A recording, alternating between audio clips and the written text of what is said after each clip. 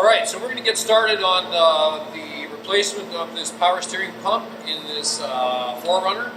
It's been making a lot of noise and it's time for it to be replaced. Now before you get started, you kind of need to have a look and do a bit of an assessment of the situation to see what kind of things are going to need to come off. If you're going to be spilling fluids, you need to have some way to catch those things. So make an assessment of your job before you just start pulling stuff apart, because you might end up having to redo some things or having stuff all over the place and spills and making a big bloody mess when you really don't need to. Assess your job first before you start doing anything. Alright, so here's the engine bay. The culprit is right down in here. We need to get at the power steering pump down there. You can see where the pulley is right up in the front here. Right down in there. Oh, let's get some light on it. There we go. And you can see that the reservoir is actually detached. It's not on the top of the power steering pump like lots of them are. So there are some advantages and disadvantages to that. So because the power steering pump reservoir is detached, of course there are hoses that lead to it.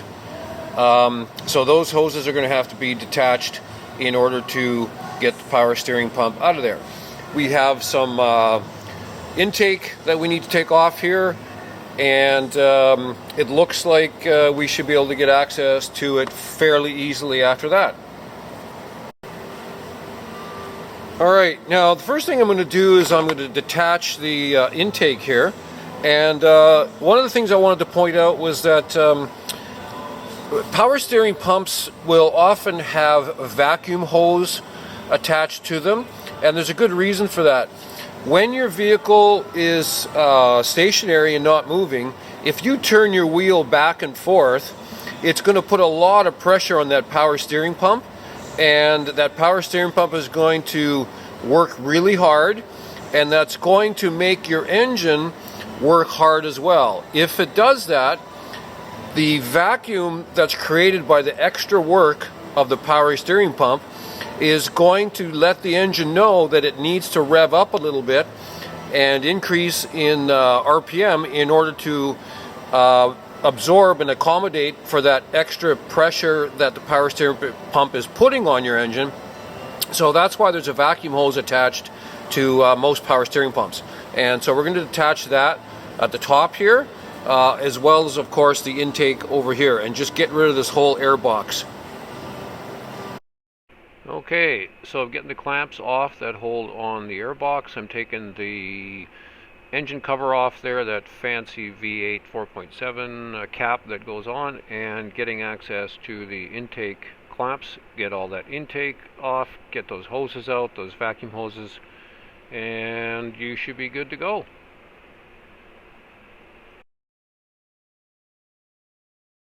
Okay, so now you can see we have access to the top of the power steering pump here, and then we can start taking apart some of the vacuum lines that run in here, and of course the power steering lines themselves.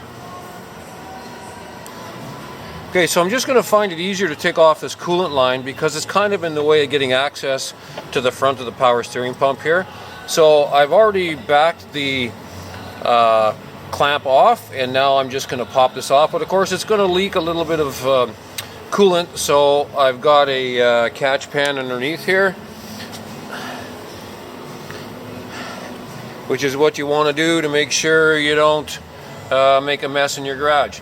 So, and sometimes these cake on a little bit, so all you really need to do is pop a screwdriver in behind here like this, pry it off, and she usually comes off fairly easily. I also found it probably going to be easier here just to remove this overflow reservoir for the coolant, just to move it out of the way, because it just gives me a whole lot better access to what's going on down here.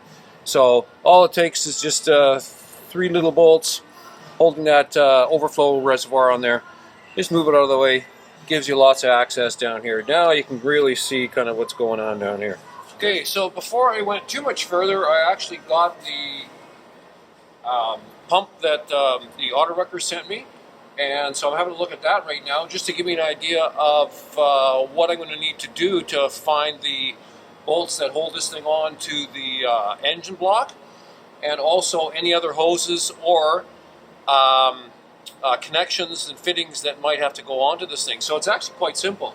You can see that there's three quite long bolts that go through the power steering pump housing, and because they're going to be quite long, you're going to have to orient the pulley in order to get these bolts to come out through the pulley holes. That's why these holes are here.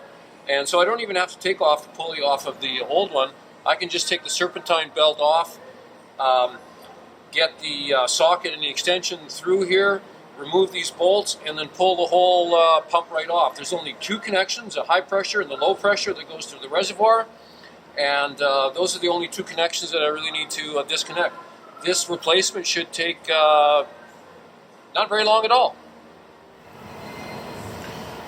Alright, if you've never taken the serpentine belt off of a vehicle before, or if you're kind of confused about which pulley is actually the tension pulley on this Toyota, it's right down here, right below the coolant intake here.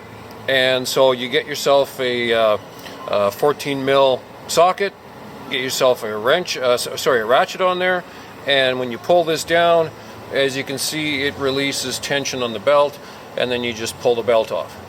It's not that difficult, and once you get the belt off, everything releases again, and you're good to go. Now the belt is off of the power steering pulley, and I can actually turn it so that I can get access to the bolts. Alright, so a smart thing to do is, I know that there's bolts inside there, but I don't know what size, so figure out what kind of socket you're going to need to use to get in there. Obviously a short socket's not going to work very well, to try to figure that out. So just by putting a socket, and I'm guessing it was 14 mil, and I guessed right, putting a 14 mil socket, a deep socket, on with an extension allows me to get in there and actually see if it's the right size socket for the bolt that's in there. And it is, and I'm not using a very long extension, because if I do, I'm going to run out of room in here. So this whole setup here is going to work perfectly. I'm just going to get my socket on the end of that and take these three bolts out that hold the housing in.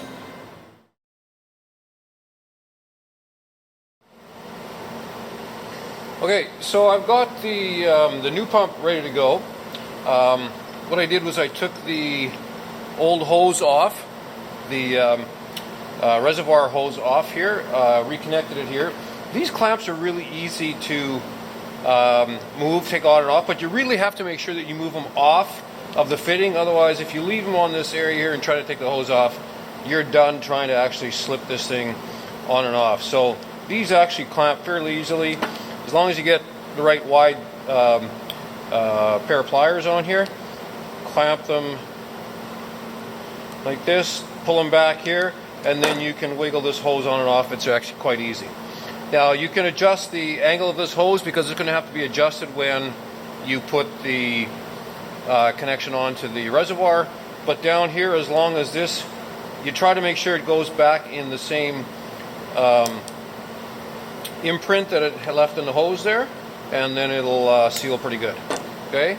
And then what I did is made sure that I got the three housing bolts in here, and you can see there's a little bit of rust on them. It takes a little bit more of an effort to get these back on again if you don't put a little bit of, I put a little bit of grease on the end of them here like this, and just kind of lube them up a bit. And then if you do that, it's a lot easier to spin them in the housing. Now we're ready to go. Okay, so here I'm getting those housing bolts threaded back into the engine block and reconnecting the high pressure hose. Now the high pressure hose has that swivel adapter that goes on the top of the power steering pump.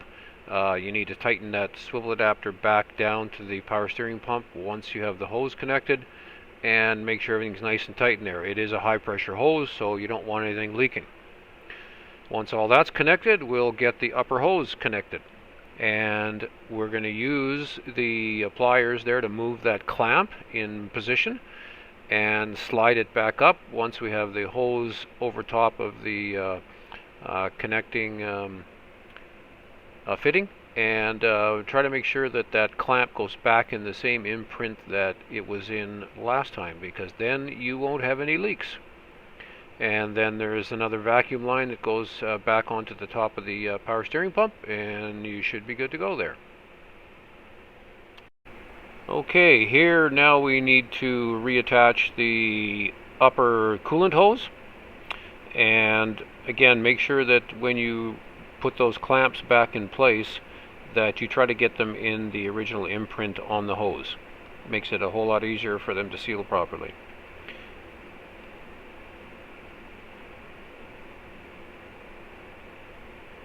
There you go. Good job, Bergen.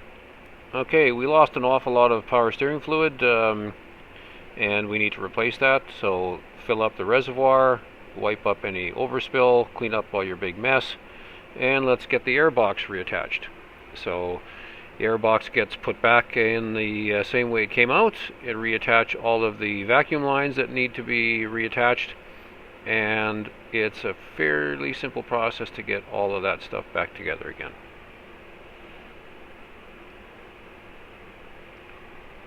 And we're going to top up our coolant because we lost a lot of coolant when we took the coolant line off.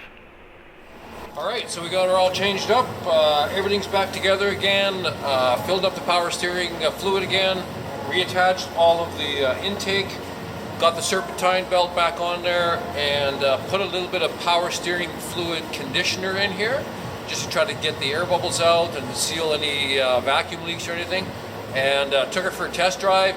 She runs perfectly. Just going to start her up and you can hear the difference.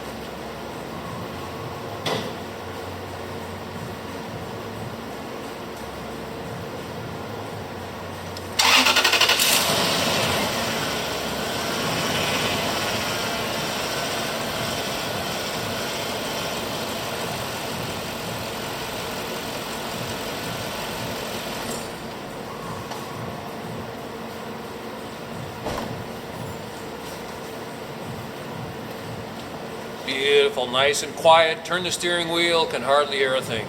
Perfect. Easy job.